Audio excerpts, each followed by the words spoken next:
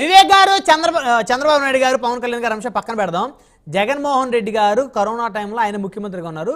ఆయన సహాయ నిధికి అప్పుడు ముఖ్యమంత్రి సహాయ నిధికి పవన్ కళ్యాణ్ గారు డబ్బులు ఇచ్చారా? ఎందుకు? అరే నేను లాస్ట్ టైం చూపించాను కదా మీకు, చూపించలేదా? చూపించారు.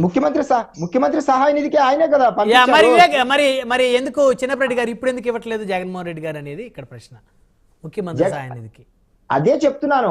ఆయనకు సహాయం చేసే మనసు కానీ లేకపోతే ఇవ్వాలన్న కానీ ఆయన ఒక రూపాయి పెట్టడం కానీ ఎప్పుడు మనం చూడలేదు. మీరేమంటున్నారంటే గుప్తదానాలు చేస్తున్నారు అంటారు. అదే ఆహనా పెళ్లింటలో కోట శ్రీనివాసరావు సంతకం చేయకుండా చెక్ మీద సంతకం చేయకుండా ఇచ్చేస్తారు.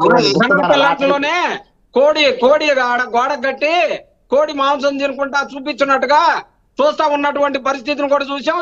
ఇవాళ వరద బాధితులకు అదే అందుతుంది. కట్టేసి తెల్లన్నం తింటా కూర్చుంటాడు అదే సినిమాలో. అందరికీ తెలుసు సినిమాల గురించి చెప్పడం. ఎంత సర్వీస్ చేశాము, ఎంత సేవ చేశాము వాళ్ళకి డైరెక్ట్ గా. వివేక్ గారు ప్రధానంగా ఒక విషయం అండి, మనం ఈ చర్చ పెట్టడం ద్వారా లగడపాటి రాజగోపాల్ గారు, కేసీఆర్ నాని గారు లాంటి బడా నేతలు, బెజవాడ అంటే ఉమ్మడి ఆంధ్రప్రదేశ్లో కూడా రాజకీయ రాజధానిగా బెజవాడకి పేరు ఉంది. మహామహులు అక్కడి నుంచి పుట్టారు, పెరిగారు, పెద్ద పెద్ద నాయకులుగా ఎదిగారు. 100 కోట్లు 1000 కోట్లు ఉన్నటువంటి ఆ వ్యాపార సామ్రాజ్యం ఉన్నటువంటి వారు కూడా అక్కడి నుంచి ఈ ఇతర రాష్ట్రాలకి ఇతర దేశాలకి విస్తరించారు. వాళ్ళు ఎవరన్నా ముందుకొచ్చి ₹1 సహాయం చేస్తే ఈ చర్చకు ఒక అర్థం ఉంటుంది. సో ఇక ఎవరి అభిప్రాయం వారిది చెయ్యండి అనే బలవంతంగా అడిగే పరిస్థితి ఎవరిది లేదు. మానవతా దృక్పథంతో ముందుకు రావాలనేదే కానీ అంతకుమించి ఎవరిని పలానోళ్ళు చేయకపోతే చేయాల్సిందే అనే అడిగే రైట్ ఎవరికి లేదు. అది వారి విఘ్నతగా వదిలేయాలి. చిన్నప్పరెడ్డి గారు కంక్లూజన్ ఇవ్వండి. అది కరెక్ట్, రాళ్ళు వేయకూడదు.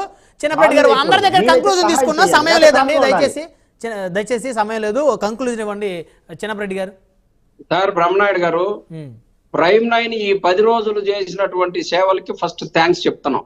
ఎంతో మంది బతికారు, ఎంతో మందికి ఇబ్బంది జరుగుతున్నటువంటి వాతావరణాన్ని తెలియపరిచారు ప్రభుత్వానికి. వారి ద్వారా మంచి జరగడం జరిగింది. రెండోది, ప్రభుత్వం ద్వారా సహాయం చేయాలనేది రూల్ ఏం లేదు. సహాయం చేయటం ఎవరికి తోచిన విధంగా ఎవరు, కొంతమంది బట్టలు ఇస్తారు, కొంతమంది పాలు ఇస్తారు, కొంతమంది నీళ్లు ఇస్తారు, కొంతమంది మెడిసిన్ ఇస్తారు. రకరకాల పద్ధతులు ఉంటాయి. ఆ పద్ధతులు అనేది మీకు నచ్చిన పద్ధతిలో మేము యాక్ట్ చేయాలంటే మేము సినిమా యాక్టర్లం కాదు. మేము వైఎస్ఆర్ కాంగ్రెస్ పార్టీ ప్రజలకు సేవ చేస్తాం. మాకు చేతైన స్థాయిలో మేము చేస్తాం.